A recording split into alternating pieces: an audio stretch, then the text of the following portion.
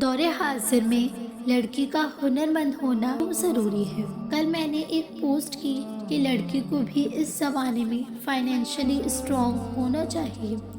وہاں پر بھی کافی لوگوں کی رائے مختلف تھی کہ لڑکی اگر خود کمانے لگ جائے تو پھر شوہر کی عزت نہیں کرتی، یا پھر ماں باپ کی بات نہیں مانتی، یا پھر اسلام کو بھی درمیان میں لے آتے ہیں کہ اسلام ہمیں اجازت نہیں دیتا، جبکہ ایسا نہیں ہے۔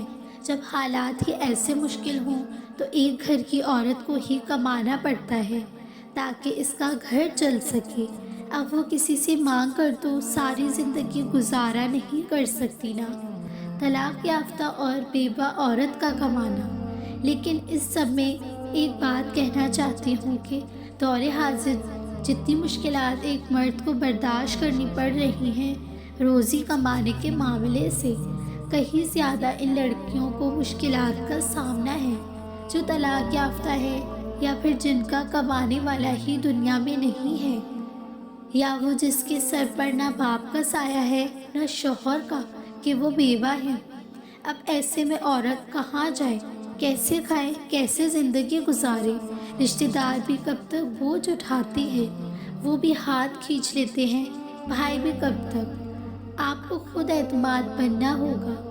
اسکل سیکھ کر ہر انسان پر ذمہ داریوں کا بوجھ ہوتا ہے۔ میں یہ سب ہمارے معاشرے کا حقیقی رخ دیکھ کر ہی اب وہ عورت جائے کہاں؟ اس نے اپنے بچوں کو تو پڑھانا ہے نا، آگے اس نے گھر بھی تو چلانا ہے نا، مشکل وقت تو پوچھ کر نہیں آتا نا۔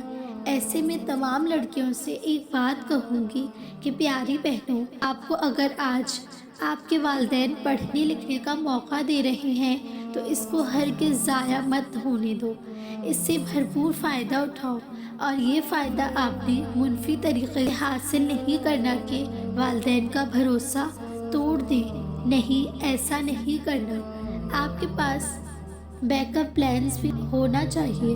آپ نے اپنی زندگی میں آنے والے مشکل حالات سے لڑنے کے لیے خود کو پہلے ہی تیار رکھنا ہے۔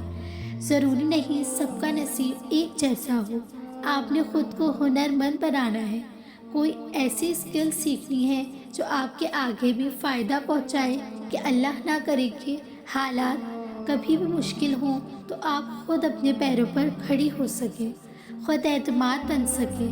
اللہ پر یقین رکھ کر آج سے ہی کوئی ہنر سیکھنا شروع کر دیں، اور ضروری نہیں کہ آپ جاب کرنے کے لیے گھر سے باہر جائیں، آپ گھر بیٹھے بھی کام کر سکتے ہیں۔ جیسے لڑکیوں کا کڑھائی، سلائی اور دیگر ہنر آتے ہیں، وہ آگے بھی ایسے انڈیپینڈنٹ بن سکتی ہیں۔ کون سی اسکل سیکھنی چاہیے؟ آگے آپ کے لیے ہی آسانی ہوگی، کیونکہ شادی کے بعد آپ کو کوئی بھی ہنر سیکھنے کا موقع نہیں ملے گا۔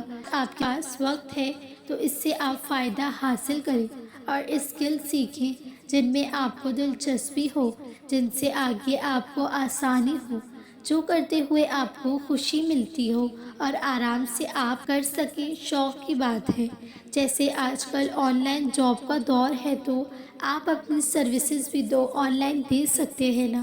جیسے اگر کسی کو ڈرائنگ اور آرٹ کا شوق ہے، وہ گرافک ڈیزائن کی اسکل سیکھ سکتا ہے اور اپنی سروسز کے لاکھوں پیسے کما سکتا ہے۔